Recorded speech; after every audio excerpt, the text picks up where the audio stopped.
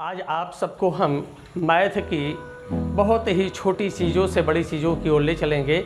ये छोटी छोटी चीज़ें ही कैसे मैथ में अपना प्रभाव जमाती हैं और कैलकुलेशन के आधार पर कैसे बड़ी बड़ी चीज़ों को आप मौखिक में सॉल्व कर लेते हैं। तो आइए हम देखते हैं इस चीज़ को जिसे हम भाग कहते हैं। ये भाग में अगर आप देखें तो यहाँ पर हम ये कह सकते हैं कि ये है 5/2। यही भाग को हम लिख सकते हैं ये 5/2। इसी को हम लिख सकते हैं 5:2।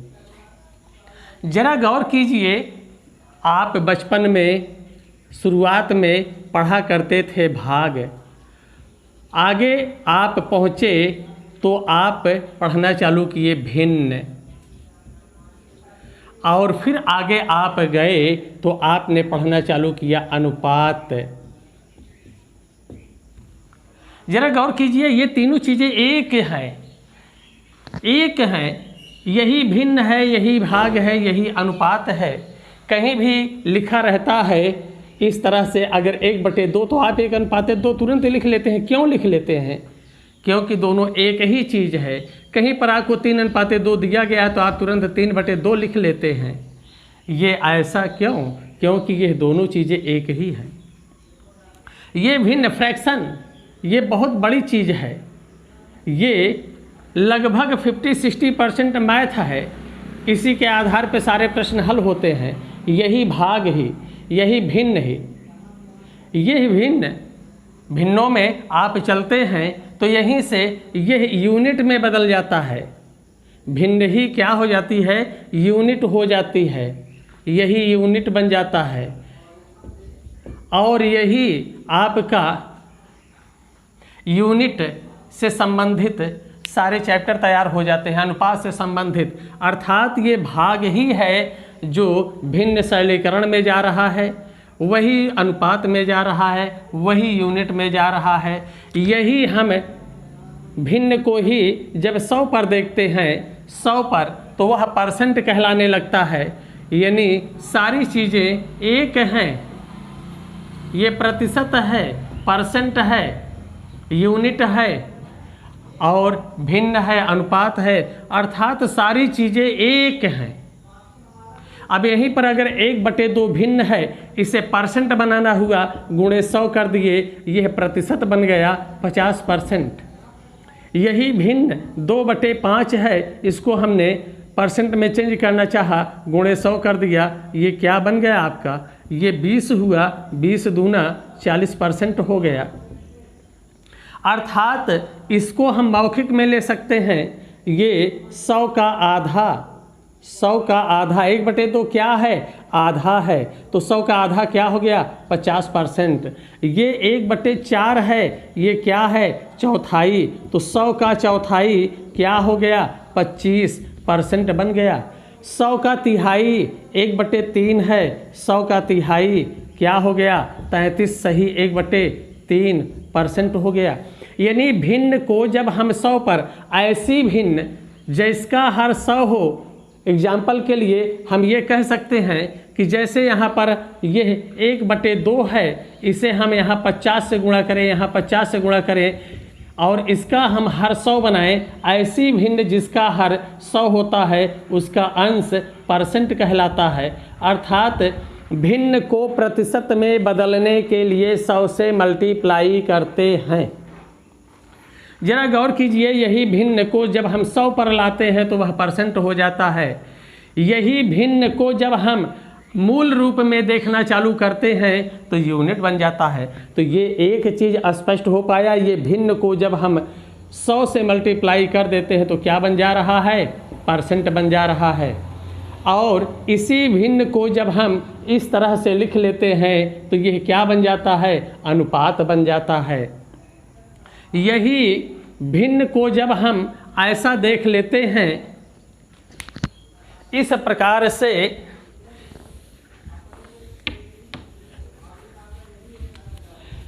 कि यहाँ पर ये 3/8 है इस तरह से, और इसका मतलब ये हुआ कि ये एक कोई वस्तु है जिसके हमने 8 पार्ट कर दिए, और इस 8 पार्ट में से हमने 3 पार्ट, ये प्रत्येक पार्ट एक यूनिट है, प्रत्येक पार्ट एक यूनिट है। अर्थात यहाँ पर इस वस्तु को हम 8 यूनिटों में बांट दिए, 8 पार्टों में बांट दिए, और इसमें से हमने 1, 2, 3 ले लिए। इस तरह से ये 3 अगर हमने ले लिए तो ये मिल करके ये क्या हो गया, इस टोटल यूनिट कितनी है, टोटल यूनिट यानी कुल भाग, तो ये कितना है 8। अर्थात ये 8 क्या है, कुल भाग है, टोटल यूनिट है, टोटल यूनिट है। और इसमें से यह प्राप्त भाग है, यानी दिया गया या निकाला गया यूनिट है, ये प्राप्त भाग है।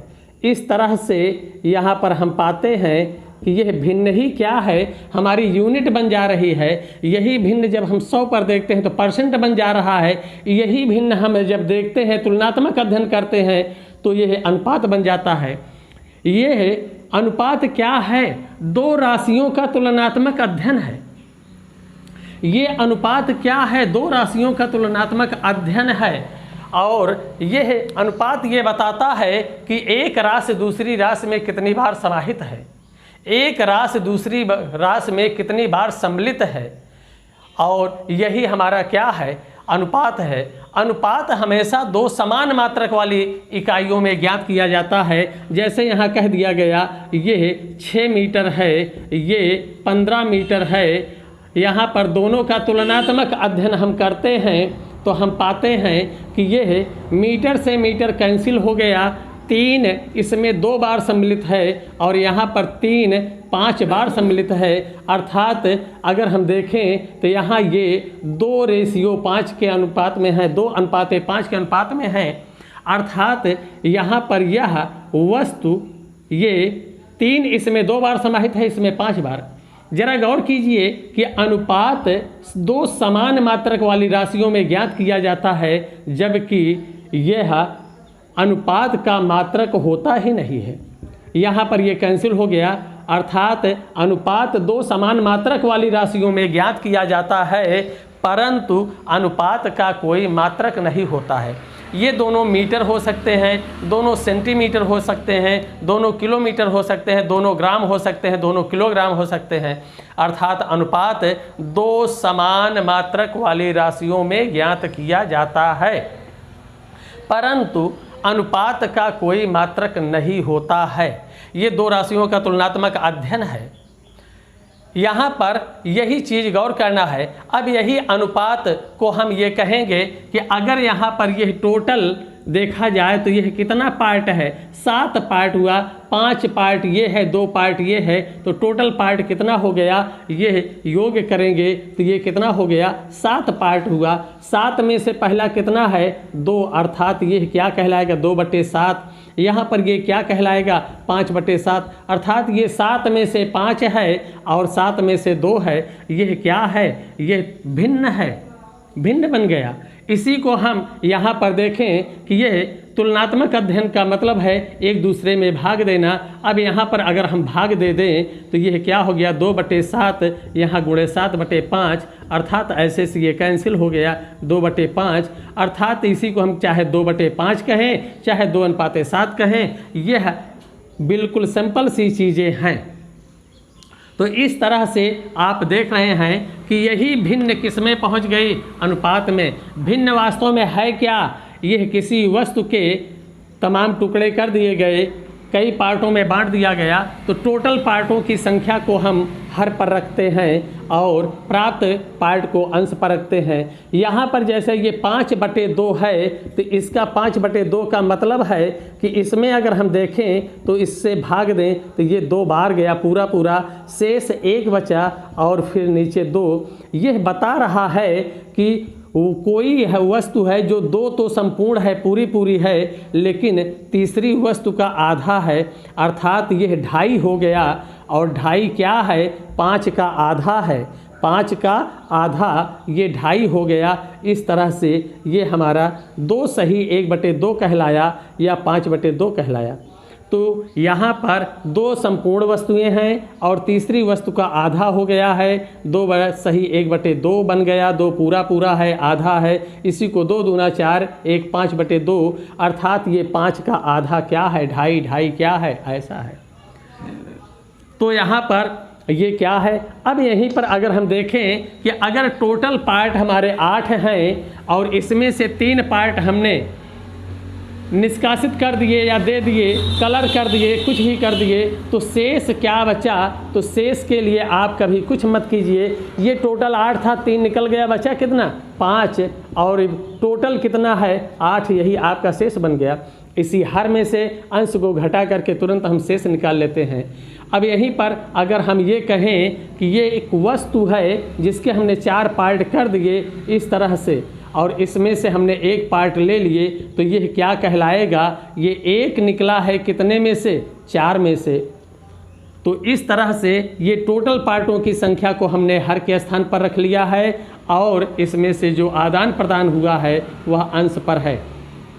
जरा गौर कीजिए कि अब यहाँ टोटल 4 हैं, 4 में से 1 निकल गया, तो शेष कितना बचा। यहाँ पर शेष के रूप में हमें क्या मिल रहा है, 3 पार्ट, और ये 3 पार्ट कितने में से है, टोटल 4 में से है, अर्थात 4 में से 1 गया, 3/4 ये हमारा शेष है। तो इस तरह से भिन्न स्पष्ट हो रही है। भिन्न क्या है, भिन्न पर ही आपका लगभग 1/3 मैथ खत्म हो जाती है। टोटल मैथ का 1/3 पार्ट आपका केवल भिन्न पर है, 1/3 पार्ट आपका अनुपात पर है, 1/3 पार्ट आपका क्या है। इस तरह से आप देखते हैं कि संपूर्ण एलिमेंट्री में केवल फ्रैक्शन, अनुपात, परसेंट यही सब गूंजता रहता है। यूनिट इसी में सारा आपका समाप्त हो जाता है। अगर हम भिन्नों में जाएं, सरलीकरण में जाएं, तो ये हमारा पूरा नंबर सिस्टम से लेकर चला जाता है। अनुपात में जाएं तो अनुपात में हमारा अनुपात, समानुपात, मिश्र समानुपात, मिश्रण और आपका ये आय संबंधी, ये सारे चैप्टर इसमें चले जाते हैं। परसेंट में जाते हैं तो प्रतिशत, लाभ हानि, साधारण ब्याज, चक्रवृद्धि ब्याज, बट्टा, ये सारे चैप्टर केवल परसेंट में निकल जाते हैं। तो इस तरह से यूनिट पर अगर हम जाते हैं तो यूनिट में हम पाते हैं कि हमारा काम समय, चाल समय, काम समय पाइप टंकी यूनिट पर चला जाता है। तो इस तरह से लगभग 70-80% मैथ आपके केवल 1 पॉइंट पर जाती है। अब इसी को जानना है कि यह कहाँ पर किस रूप में होती है, इसका हम तीव्र गति से कैसे प्रयोग कर सकते हैं। तो ये तो समझ में आ गया होगा कि भाग ही क्या है, भिन्न है। भिन्न ही क्या है, अनुपात है। भिन्न ही क्या है, यूनिट है। भिन्न को जब हम 100 पर देखना प्रारंभ करते हैं तो वह क्या बन जाता है, परसेंट बन जाता है। तो इस तरह से भिन्न ही परसेंट में कन्वर्ट हो जाती है, भिन्न ही अनुपात में कन्वर्ट हो जाती है, भिन्न ही आपका यूनिट में चले जाते हैं। यानी इस फ्रैक्शन में ही सारी मैथ आपकी अंक गणित पूरी तरह से समाहित है। और अंक गणित ही नहीं, इसी बेस पर आपकी सारे उच्च गणितें भी आती हैं। चूँकि बेस यही है, चीज़ें वहाँ पर अक्षरों में आ जाती हैं, यहाँ पर अंकों में होती हैं। फ़र्क इतना होता है। तो क्या ये सारी चीज़ें आप सबको स्पष्ट हो रही हैं? यही मूल चीज़ें हैं जिन्हें न जानने के बाद हमें डर लगता रहता है। मैथ कितना है, कितनी मोटी किताबें हैं, कितनी चीज़ें हैं इसमें, जबकि वास्तव में कुछ भी नहीं है। एक एक पार्ट ऐसे विस्तार होता चलता है। एक पेड़ की जैसे 2 शाखाएं, 2 में फिर शाखाओं में शाखाएं, शाखाओं में शाखाएं, इस तरह से ये जो है एक ही चीज़ 10 पार्टों में विभक्त हो जाती है। और उन पार्टों में भी एक ही चीज़ जो है, एक सिस्टम, एक थिंकिंग, आपका एक जो कॉन्सेप्ट होता है उसे हम तोड़ मड़ोड़ करके 10 ट्रिकों में बदल देते हैं और हम कहते हैं कि ये बहुत शार्ट हो गया। अब अगर वही इस फार्मूले को हम ट्रिकों में ले जा रहे हैं, कन्वर्ट कर रहे हैं, और हमें पता है कि ये कैसे इसमें चेंज हो रहा है, तो अगर मेरे पास कैलकुलेशन है, गणनाएं फास्ट हैं और वो हमें कॉन्सेप्ट पता ही है, तो हम मौखिक कैलकुलेशन करके आंसर देना चालू कर देते हैं। तो ये सारी चीज़ें शायद आज से आपका कुछ डर ख़त्म करें कि यह भिन्न आपका भिन्न है, दशमलव भिन्न है, वितत भिन्न है, शैलीकरण है। और फिर इधर हम आते हैं अनुपात में, तो अनुपात है, समानुपात है, साझा है, मिश्रण है, मिश्र समानुपात है, आयु संबंधी है, ये सारे चैप्टर, औसत है, औसत आधा इसी पर है, अनुपात ही पर। तो इस तरह से ये सारी चीज़ें आपकी निकल जाती हैं अनुपात में। परसेंट में जाते हैं तो परसेंट में हम पाते हैं प्रतिशत, लाभ हानि, बट्टा, साधारण ब्याज, चक्रवृद्धि ब्याज, परसेंट से लगे हुए तमाम प्रश्न अन्य चैप्टरों में भी चले जाते हैं। तो ये आप समझिए क्या है आप पा रहे हैं। अब यहाँ पर जरा गौर कीजिए कि ये परसेंट में चले जाते हैं, इसी को जब हम यूनिट में ले लेते हैं, कार्यों को, टोटल कार्य को हम कई यूनिटों में बांट लेते हैं, तो वह हमारा काम समय और पाइप टंकी 2 चैप्टर यूनिट पर ही समाप्त हो जाता है, केवल एक कॉन्सेप्ट यूनिट पर। परसेंट पर आपके 5 चैप्टर 6 समाप्त हो रहे हैं, अनुपात पर 5-6 चैप्टर बन रहे हैं। अर्थात एक ही चीज़ हमारे 3-4 रूपों में आ करके और एक रूपों में 4-4, 5-5 चैप्टर बन करके कम से कम हमारे 17, 18, 20 चैप्टर तो केवल इसी पर समाप्त हो जाते हैं। तो जरा गौर कीजिए कि मैथ वास्तव में है क्या।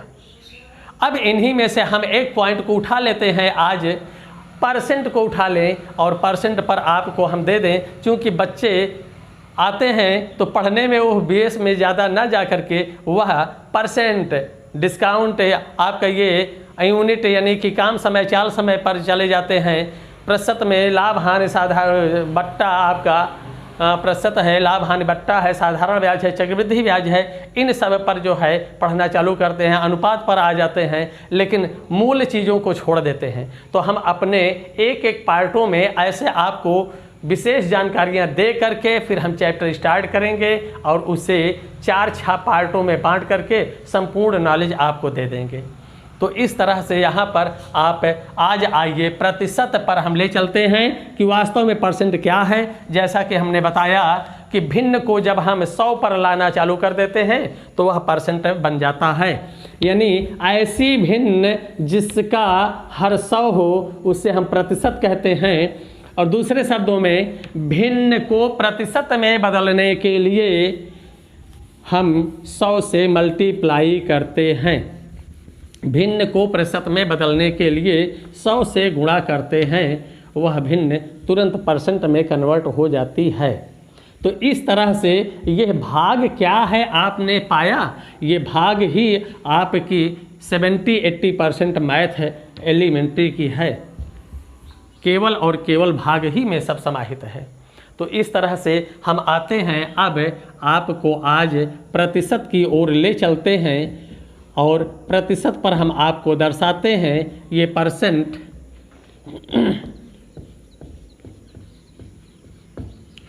या प्रतिशतता, यहाँ पर हम लिख देते हैं ये परसेंटेज हो गया। स्पेलिंग में अगर कहीं पर त्रुटि हो तो हम लोग मैथ के हैं, कोई दिक्कत नहीं है, ये हो जाता है, इसे आप लोग देखेंगे। अब यहाँ पर परसेंटेज यानी प्रतिशतता, प्रतिशत शब्द अगर हम देखें तो 2 शब्दों से मिल करके बना है। प्रति माने 1 होता है और शत माने 100 होता है, अर्थात 100 पर जो कुछ भी हम आदान प्रदान करते हैं, लेते हैं, देते हैं, वही क्या कहलाने लगता है, प्रतिशत कहलाने लगता है। जैसे यहाँ पर हम ये कहें कि ऐसी भिन्न जिसका हर 100 होता है उसका अंश परसेंट कहलाता है, तो यह हम जो भी 100 पर लेते हैं वही क्या है, परसेंट है।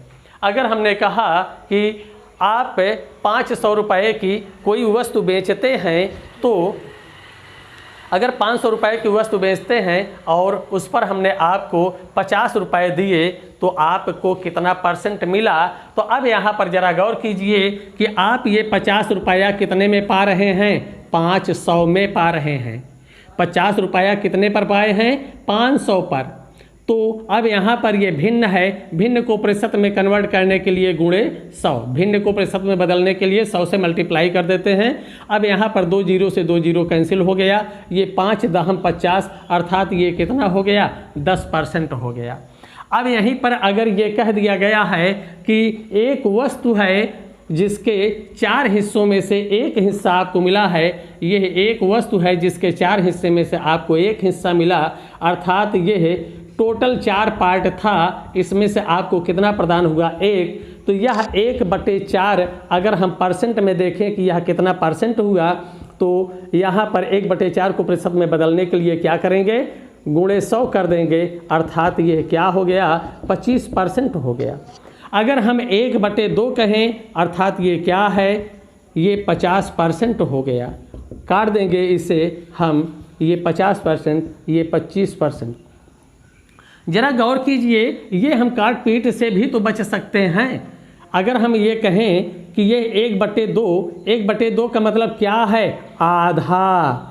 आधा यानी 100 का आधा क्या? 50%। ये 1/4 क्या है? चौथाई। ये क्या है? चौथाई। तो 100 का चौथाई क्या हुआ? 25%। तो आप डायरेक्ट 1/3 अगर हम कहते हैं तो ये तिहावा, 100 का तिहावा क्या हो गया? 33 सही 1/3%, यानी 1/3, 1/4, 1 आधा। यहाँ पर अगर हमने कहा 1/5 यानी 5 हिस्सों में से एक हिस्सा, टोटल 5 हिस्से, तो 100 के 5 हिस्से में से एक हिस्सा ले लीजिए, तो 100 का 5वां हिस्सा क्या होगा? 20%। अर्थात भिन्न को प्रतिशत में बदलने के लिए 100 से मल्टीप्लाई करते हैं। अब यहाँ पर इसके बाद हम आपको आगे ले चलते हैं। देखिए, इतना तो समझ में आ गया कि ये प्रतिशत क्या है। अब यहीं पर अगर ये कह दिया गया कि एक बच्चे ने अपने मैथ की परीक्षा में 50 में से कितना प्राप्त करता है? 35 अंक, तो उसकी कॉपी के एक कोने में इस तरह से लिख दिया जाता है 35/50। अब बच्चे से अगर पूछा गया उसने कितना प्रतिशत अंक प्राप्त किया परसेंट में, तो जरा गौर कीजिए कि यहाँ पर यह 50 में से 35 पाया है, तो आखिर 100 में से कितना पाएगा? अगर हमने इसको 100 बनाया तो ये भी तो 70 हो जाएगा। अर्थात यहाँ पर यह 70/100 यानी 100 में 70, और 100 पर जो ही हम आदान प्रदान करते हैं, प्राप्त करते हैं, वही क्या होता है? परसेंट। ऐसी भिन्न जिसका हर 100 होता है परसेंट है। अब यहाँ पर अगर इसी को हम कहते डायरेक्ट में 35/50 गुणे 100 कर देते, तो ये कट करके 2 और 35 दूना क्या हो गया? 70%। ये स्पष्ट हो पाया। अर्थात भिन्न को प्रतिशत में बदलने के लिए 100 से मल्टीप्लाई कर देते हैं। ये मूल चीज़ है। अब आपके माइंड में एक चीज़ होना चाहिए, वह बहुत इम्पॉर्टेंट है कि जहाँ भी परसेंट लगा, इसका मतलब वह 100 पर देखा जा रहा है। 100 पर 10% मतलब अगर आपको कहीं पर 10% मिल रहा है, यानी 100 में से 10 आपको मिल रहा है। अगर आपको 10% का लाभ हो रहा है, अर्थात 100 पर 10 रुपये आपको एक्स्ट्रा मिल गया, तो क्या हो गया? आपके पास 110 हो गया। अगर 100 पर आपको 5% की हानि हो गई, 5% ये बता रहा है कि 100 रुपये में 5 रुपया आपको घट गया, हानि हो गई, तो आप कितना आपके पास बचा? 100 में 5 घटा 95, यानी प्रतिशत को हम हमेशा 100 पर ही देखेंगे। और ऐसा करने से आप बहुत ही तीव्र गति से प्रश्नों को हल करने की क्षमता विकसित करेंगे। आइए हम ले चलते हैं पहले प्रश्न की ओर, तो देखते हैं पहला प्रश्न। तो आइए देखते हैं इस प्रश्न पर। एक व्यक्ति की मासिक आय में 20% की वृद्धि कर दी जाती है। एक वाक्य हुआ हमारा, एक व्यक्ति की मासिक आय में 20% की वृद्धि कर दी जाती है। 20% की वृद्धि ये बता रहा है, अभी अभी हमने आपको बताया कि यह परसेंट किस पर देखा जाता है? 100 पर। यानी 20% की वृद्धि ये बता रही है कि अगर उसका प्रारंभिक वेतन 100 रुपया था, तो इसमें 20% की वृद्धि बता रही कि यह कितना हो गया? 120 हो गया। इतना स्पष्ट। कुछ समय बाद उसके वेतन में 20% की कमी कर दी जाती है।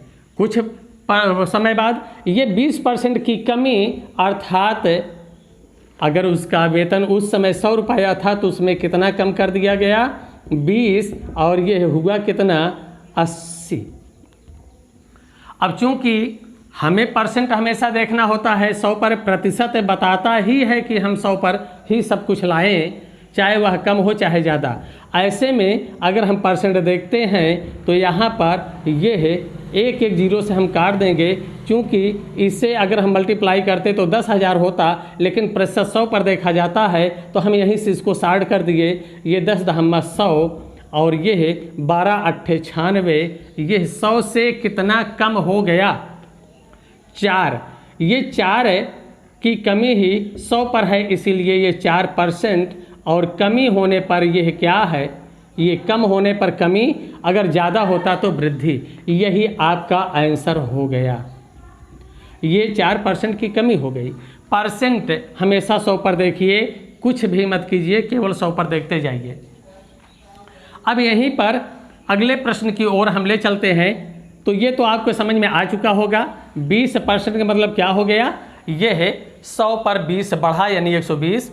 ये 20% कमी क्या हुई? 100 में 20 कम 80। और परसेंट के लिए हमेशा चूंकि इसे 100 बनाना है, एक एक जीरो काटे, यहाँ से ये और इस तरह 10 दहम्मा 100 12 अट्ठे 96। अब देख लीजिए 100 से ये कितना कम है? जितना कम है वह कमी हो गया, और अगर अधिक होता तो वृद्धि हो जाती। चलिए अगले प्रश्न की ओर आइए। इस प्रश्न पर देखते हैं। ये महेश की मासिक आय 30% की वृद्धि, ये क्या है? 30% की वृद्धि कर दी जाती है। अर्थात अगर इसका वेतन 100 है तो इसमें 30 बढ़ा दिया जाएगा, तो यह बढ़कर कितना हो जाएगा? 130। कुछ समय बाद उसकी आय में 30% की कमी कर दी जाती है।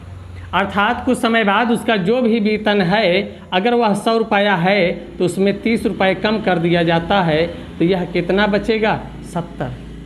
तो कहा जा रहा है कि उसके प्रारंभिक वेतन में या उसकी प्रारंभिक आय में कितने प्रतिशत की वृद्धि या कमी होगी। यहाँ पर तुरंत ये देखिए, ये क्या है? 1 0 से 1 0 कैंसिल ऐसे, और यह 10 दहम्मा 100 हो गया। यहाँ पर 13 सत्ते 91, और यह इससे कितना कम है? 9। अर्थात 9% की कमी हो गई। यही आपका उत्तर है। तो इस तरह से अगर आप माइंड में इसे रखें कि यहाँ 30 है, 30 बढ़ रहा है तो क्या हो जाएगा? 130। 30 कम हो रहा 100 में तो क्या हो जाएगा? 70। जीरो कैंसिल करो 2, और 13 सत्ते 91, 100 से कितना कम? 9। यही 9% आपका उत्तर हो गया। अब अगले प्रश्न में हम देखते हैं। आइए अगला प्रश्न। अजय की मासिक आय में 20% की वृद्धि कर दी जाती है। कुछ समय बाद उसकी आय में पुनः 10% की वृद्धि कर दी जाती है। इसमें दोनों बार वृद्धि है। तो अब यहाँ पर देखिए, ये 20% की वृद्धि बता रही कि अगर 100 रुपया था उसका वेतन तो 20 बढ़ करके क्या हो गया? 120। और पुनः अगर उसका वेतन जो भी था ये है, उसमें कितना वृद्धि हुई? 10% की। तो इस तरह से ये क्या हो गया? 110। तो ऐसे में टोटल वृद्धि क्या होगी? यहाँ पर 1 1 0 से ये कैंसिल हो गया, ये 100 बना, और ये हो गया 12 × 11 यानी 132। ये 100 से कितना अधिक हो गया? 32, यानी ये 32% की क्या है? वृद्धि हो गई। यहाँ पर हम हर प्रश्न को केवल 100 पर ही मैनेज कराना चाह रहे हैं, बाकी इसी में इन्हीं चीज़ों को ट्रिकों में भी दे दिया जाता है। तो ऐसे में यहाँ पर इसे आप 100 पर मैनेज करें, क्योंकि ट्रिकें बड़ी खतरनाक होती हैं, उन्हें हर समय याद रखना होता है और एक ही कॉन्सेप्ट पर सारी चीज़ें देखें। तो अगले में यहाँ पर ये स्पष्ट हो गया, दोनों में वृद्धि रही, इतना हो गया। अब आगे अगला प्रश्न। एक आयत की लंबाई में 20% की वृद्धि कर दी जाती है तथा उसकी चौड़ाई में 30% की कमी कर दी जाती है, तो उसके क्षेत्रफल में कितने प्रतिशत की वृद्धि या कमी होगी? जरा गौर कीजिए, लंबाई में 20% की वृद्धि तथा उसकी चौड़ाई में 30% की कमी। वृद्धि बताती है, परसेंट हमेशा 100 पर देखा जाता है। अगर 100 है, ये 20 बढ़ेगा तो क्या हो जाएगा? 120।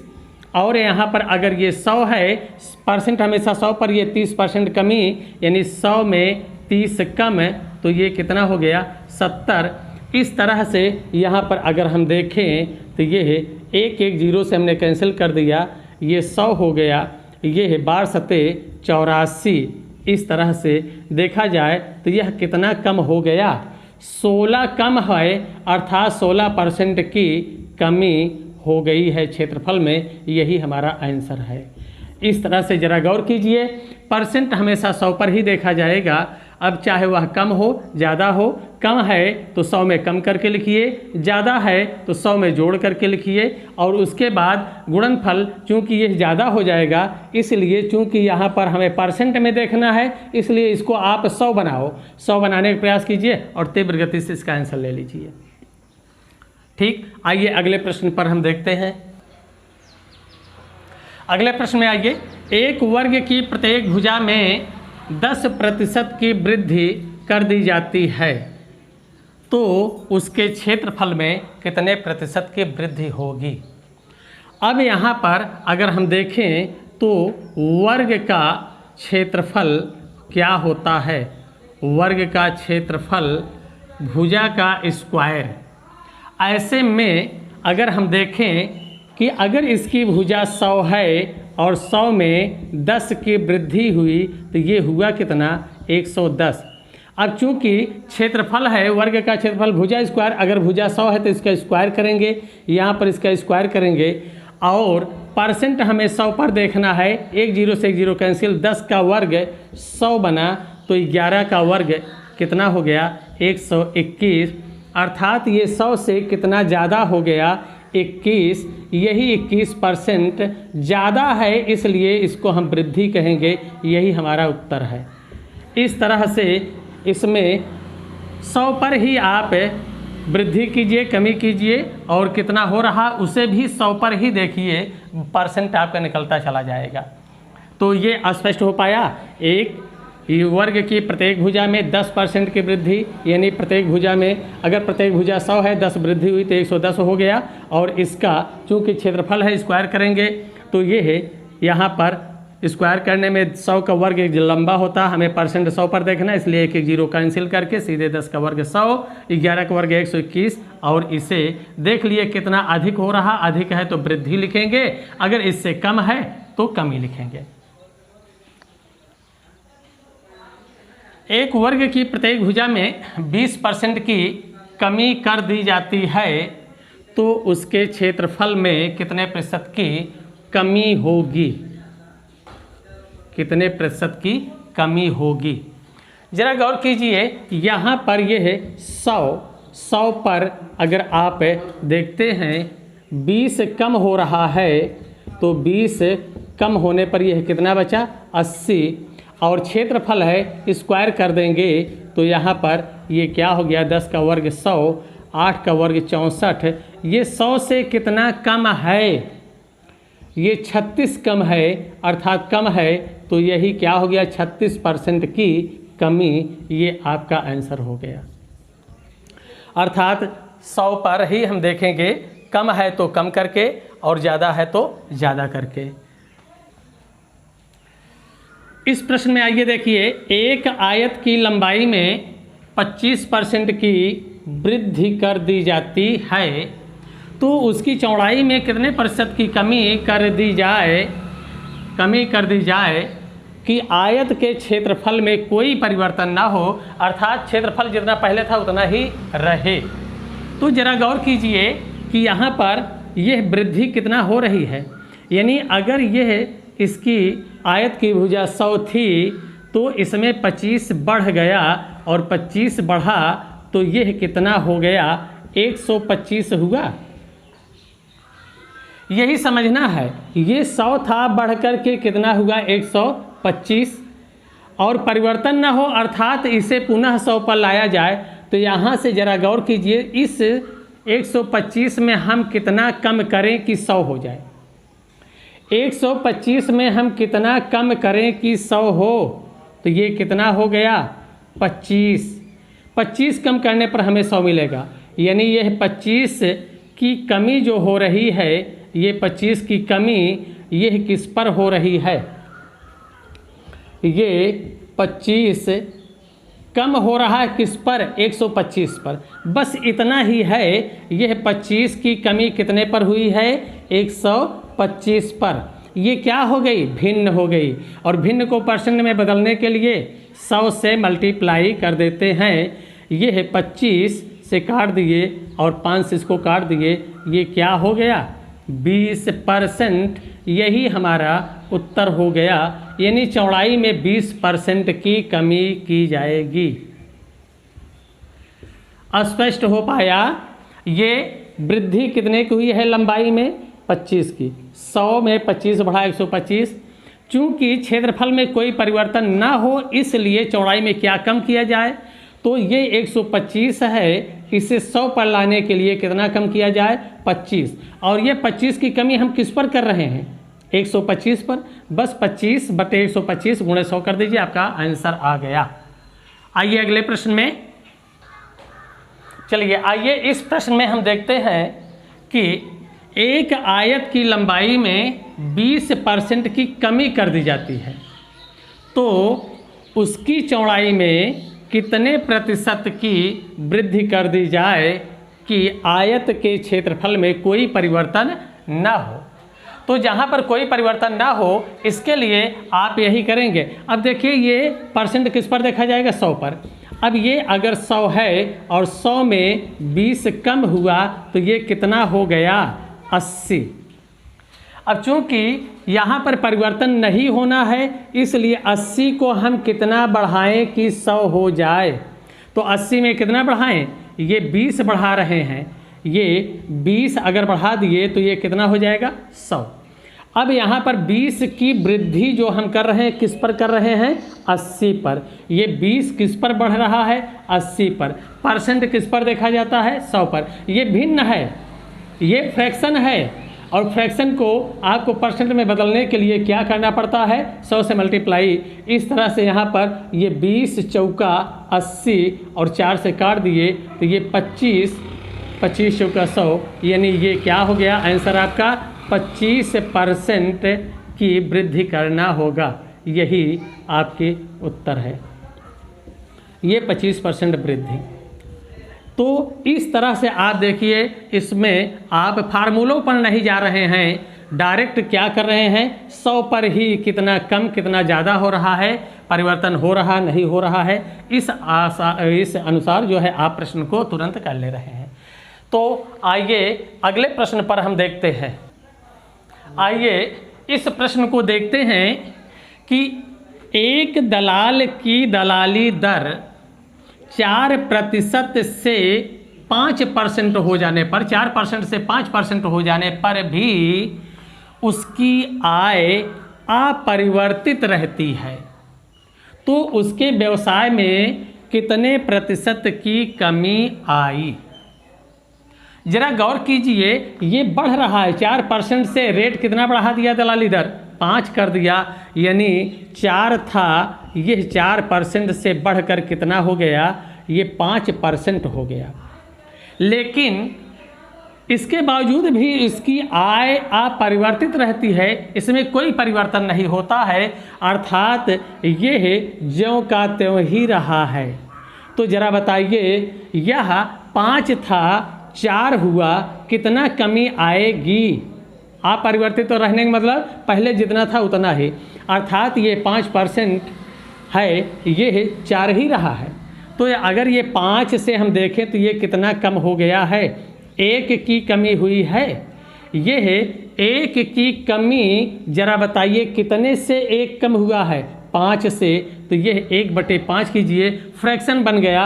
और हमने बताया है, अब यहाँ पर डायरेक्ट में ये 1/5 का मतलब 5वां हिस्सा, तो 100 का 5वां क्या होगा, 20, अर्थात यहाँ पर आप कर सकते हैं 20, अर्थात ये आपका 20% क्या हो गया, आंसर हो गया। इसके व्यवसाय में 20% की कमी आई है। तो ये देख रहे हैं, ये एक ऐसा सिस्टम है, अपरिवर्तित वाले प्रश्न आप इसी तरह से अगर घट रहा है तो नीचे तरफ घटा कर लिख दीजिए, बढ़ रहा तो ऊपर की तरफ। अब यहाँ 4% से 5% होगा और आय अपरिवर्तित है, अर्थात 5 को तुरंत 4 पे लाइए, कितना कम करना पड़ रहा है, 1 की कमी कितने पर हो रही है, 5 पर, बस 1/5 कीजिए, गुणे 100 मार दीजिए, आपका उत्तर हो गया। तो ऐसे में आपको यहाँ समझाने में तो हमें समय लग रहा है, लेकिन अगर आप वास्तव में समझ लिए तो बस 4 से 5 हुआ, 5 को फिर घटा दीजिए, क्या होगा, 1 की कमी हो रही, कितने पे, 5 पे, तुरंत 1/5 क्या है, 100 का 5वां हिस्सा अर्थात 20%, तुरंत उत्तर हो गया। ये माउथली हो जाएगा, मौखिक हो जाएगा। तो इस तरह से बहुत तीव्र गति से आप ऐसे प्रश्नों के हल लेंगे। चलिए अगला प्रश्न हम देते हैं आपको इसी। आइए इस प्रश्न को देखते हैं। दालों के मूल्य में 32% की वृद्धि हो जाने पर एक परिवार को इसकी खपत कितने प्रतिशत कम कर देनी चाहिए जिससे कि दाल पर 10% की वृद्धि रह जाए। अब यहाँ पर हुई है 32% की वृद्धि, ये कितना कम करे कि वह वृद्धि कितनी रह जाए, 10%। जरा गौर कीजिए, ये 32% की वृद्धि बता रहा है कि अगर यह 100 था तो 32 बढ़ करके यह कितना हो गया, 132। और अब पुनः 132 को हम कितना कम करें कि यह कितना रह जाए, 10% वृद्धि रह जाए, अर्थात 110 हो जाए। तो इस तरह से यहाँ पर जरा से गौर कीजिए कि ये कहाँ पर आकर के स्थिर हो रहा है, पूरा नहीं जा रहा है, ये 10% की वृद्धि रह जाए।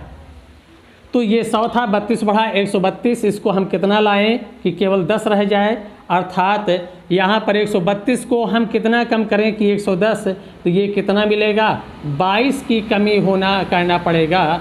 ये 22 की कमी कितने पर हो रही है, 132 पर, ये 22/132।